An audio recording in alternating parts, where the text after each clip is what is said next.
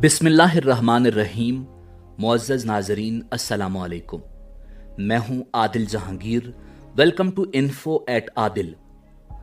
नाज़रीन, ज़रूरत ईजाद की माँ है और इंसान ने जब से साइंस के मैदान में कदम रखा, नित नई इजादात करके ज़िंदगी को आसान बना लिया। चांद पर कदम जमा लिए, सितारों पर कमंदें डाल ली और अब मरीख पर ज़िंदगी के आसार ढूंढ रहा है। नाज़रीन, गुज़श्ता 200 बरसों में जो साइंस की दुनिया ने तरक्की की, वो तारीख़ इंसानी में पहले कभी नहीं देखने को मिलती। और साइंसी इजादात ने जहां इंसानों को बहुत सी सहूलियात से नवाजा, वहीं कुछ इजादात ने ऐसी तबाही मचाई कि उनके मुअज्जिद न सिर्फ अपनी इजादात पर शर्मिंदा हुए, बल्कि वो खुद को उस तबाही का जिम्मेदार भी मानते रहे। आज की वीडियो में हम आपको 10 ऐसे साइंसदानों के बारे में बताएंगे जो अपनी इजादात के गलत इस्तेमाल पर न सिर्फ शर्मिंदा थे, बल्कि खौफजदा भी हुए और उनको शदीद जानी और माली नुकसान का सामना भी करना पड़ा और उन पर शदीद तनकीद भी की गई।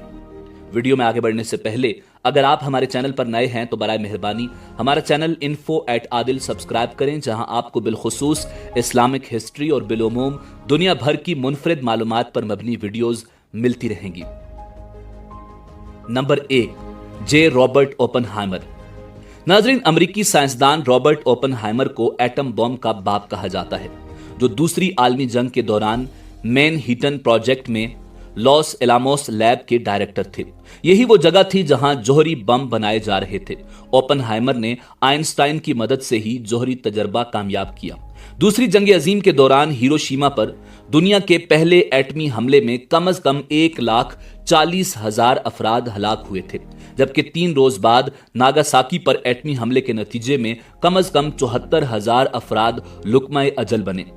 उस एटम बम ने नागासाकी शहर का तकरीबन 30% हिस्सा तबाह कर दिया और सनती इलाका बिल्कुल जमी बोस हो गया था। नाजरीन, जिंदा बच जाने वाले बेशतर अफराद होलनाक जख्मों का शिकार हुए थे। इस कदर इंसानी जानों के ज़िया पर दोनों साइंसदानों ने अफसोस का इजहार किया और रॉबर्ट ओपनहाइमर ने हेनरी ट्रोमियन से 1945 में बात करते हुए एतराफ़ किया कि सदर साहब, मुझे अपने हाथों में खून महसूस होता है। Number 2, Mikhail Kalashnikov, AK-47।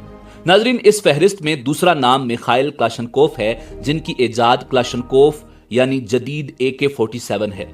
दूसरी जंग अजीम में सोवियत इंजीनियर मिखाइल क्लाशनकोफ ने एक गन इजाद की जिसे क्लाशनकोफ का नाम दिया गया। नाजरीन, दूसरी जंग अजीम में क्लाशनकोफ से इस कदर खून बहाया गया कि मिखाइल ने खुद अपनी इजाद पर अफसोस और शर्मिंदगी का इजहार किया। एक बार एक इंटरव्यू में उनका कहना था कि मुझे जिस रूहानी कर्ब का सामना है वो नाकाबिले बर्दाश्त और नाकाबिले बयान है।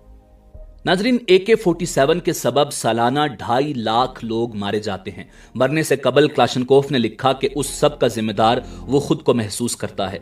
नाजरीन, कहा जाता है कि उसने खुद को भी उसी तकलीफ की हालत में क्लाशनकोफ से गोली मारकर खुदकुशी कर ली थी। Number 3, Alfred Nobel. नाजरीन, अगर आपने नोबल इनाम का नाम सुना है तो यकीनन आपको इस इनाम के बानी अल्फ्रेड नोबल के बारे में जानकर हैरानगी होगी कि वो दुनिया की खतरनाक तरीन धात डायनामाइट का मौजूद था। अल्फ्रेड नोबल की इस इजाद ने बड़े पैमाने पर तबाही मचानी शुरू की और देखते ही देखते दुनिया ने जंगों में इसे ऐसा इस्तेमाल किया कि सैकड़ों अफराद एक ही झटके में हलाक होते गए। अल्फ्रेड नोबल के भाई की वफात पर एक अखबार ने गलती से अल्फ्रेड की मौत की खबर शाये कर दी, जिसका उन्वान रखा मौत के ताजिर की मौत। अल्फ्रेड ये खबर पढ़कर शर्मिंदा हुआ और सोचने लगा कि क्या उसकी मौत के बाद लोग उसे ऐसे याद करेंगे। उसके बाद उसने अमन के लिए काम करना शुरू कर दिया, बल्कि अपनी सारी जमाशुदा दौलत से बाकायदा अमन का नोबल इनाम शुरू किया, जो आज तक तिब, कीमिया, तबियात, अदब, इक्तिसादियात और अमन में गरां कदर खिदमात अंजाम देने वालों को दिया जाता है। Number 4, Wright brothers. नाजरीन, दौरे हाजिर में हवाई जहाज को न सिर्फ सफर का महफूज और तेज तरीन जरिया समझा जाता है, बल्कि किसी मुल्क की अस्करी ताकत का अंदाजा उसके जंगी जहाजों से लगाया जाता है कि उस मुल्क के बेड़े में कितने तैयारे शामिल हैं। जहाज की इजाद का सेहरा राइट ब्रदर्स के सर जाता है। जहाज के मौजूद राइट ब्रदर्स हमेशा अपनी इजाद पर फख्र महसूस करते रहे, मगर जब उन्होंने हवाई जहाज अमरीकी फौज को फरोख्त किया और पहली आलमी जंग में उनके जहाजों से जो तबाही मचाई गई उसे देखकर राइट ब्रदर्स ने अपनी इजाद के मनफी इस्तेमाल पर अफसोस और शर्मिंदगी का इजहार किया। رائٹ برادرز نے ہوائی جہاز کو کبھی بطور ہتھیار نہیں سوچا تھا اور ہوائی جہاز نے جو کردار جنگ عظیم اول اور دوم میں ادا کیا اس نے رائٹ برادرز کو خوف زدہ کر دیا۔ نمبر 5، ٹم برنرز لی، دی ڈبل سلیش۔ ناظرین، ٹم ورلڈ وائڈ ویب کا ایجاد کرنے والا ایک کمپیوٹر سائنسدان تھا۔ وہ آکسفورڈ یونیورسٹی میں کمپیوٹر سائنس کا پروفیسر تھا۔ ناظرین، یہ دیکھتے ہوئے کہ ٹم نے ہم سب کے لیے ایجاد کا بڑا کام کیا جب اس نے HTML تیار کیا اور ورلڈ وائڈ ویب کی ایجاد کی، اسے بینک میں کافی کریڈٹ مل گیا۔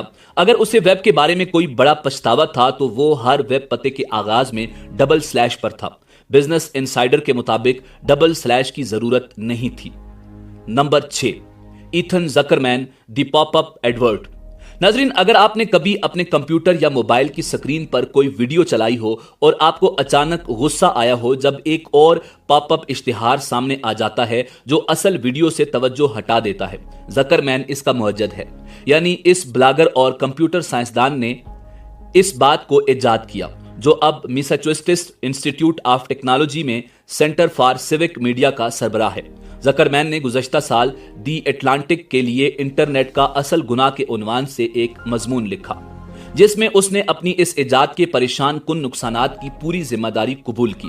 ناظرین، اس اشتہار کو پاپ اپ ایڈورٹائزمنٹ کہتے ہیں، جس کی وجہ سے اکثر غیر متعلقہ اشتہار بھی چلائے جاتے ہیں جو کافی نقصان دہ ثابت ہو سکتے ہیں۔ نمبر 7، ڈونگ نیون فلیپی برڈ۔ ناظرین، فلیپی برڈ ایک موبائل گیم تھی۔ یہ گیم چند دنوں میں اتنی مشہور ہوئی کہ نمبر 1 پر چلی گئی۔ اس گیم کو بنانے والا ڈونگ روزانہ تقریباً $50,000 کما رہا تھا اور ڈونگ دنیا بھر میں اس گیم کی وجہ سے مشہور ہو گیا تھا۔ اس گیم کو پیوڈی پائی جیسے بڑے یوٹیوبرز کھیلنے لگے تھے، مگر ایک دن اچانک اس نے ایپل پلے اسٹیشن سے اس گیم کو ڈیلیٹ کروا دیا، جس کی وجہ یہ تھی کہ امریکہ میں ایک کم سن بچے نے فلیپی برڈ گیم جیت کر اپنے بھائی کو قتل کر دیا تھا۔ کہا جاتا ہے کہ یہ خبر جھوٹی تھی، مگر اس کے علاوہ بھی اس گیم کی وجہ سے ڈونگ پر کافی تنقید کی گئی تھی اور کہا گیا تھا کہ اس گیم کی وجہ سے نوجوان زندگی تباہ کر رہے ہیں اور وقت ضائع کر رہے ہیں۔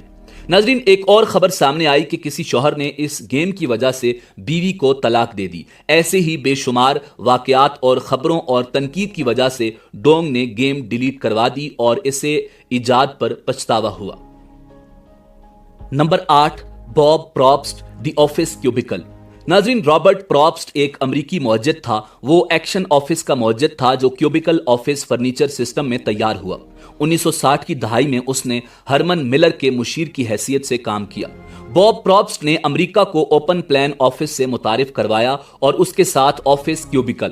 اس نے 1997 میں نیو یارک ٹائمز کو بتایا کہ دفاتر کو ایک ہی حال میں سب کو اکٹھا بنایا جا سکتا ہے۔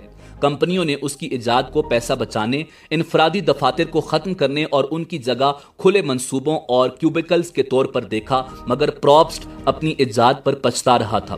اس نے کہا کہ جدید کارپوریشنز میں لوگوں کا اکٹھے آفس میں کام کرنا پاگل پن کی وجہ بن سکتا ہے، جس کی وجہ سے اس پر کافی تنقید کی گئی تھی، جس پر اس نے پہلے غور نہیں کیا تھا، جبکہ تب تک کئی کمپنیاں اس کی ایجاد پر عمل کر چکی تھیں۔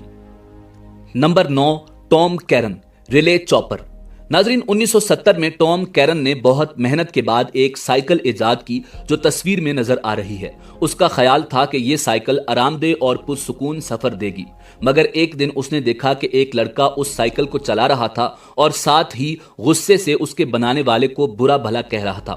ٹام کو اپنی اس ایجاد پر بہت پچھتاوا ہوا۔ نمبر 10، جان سیلون، کافی کیپسولز۔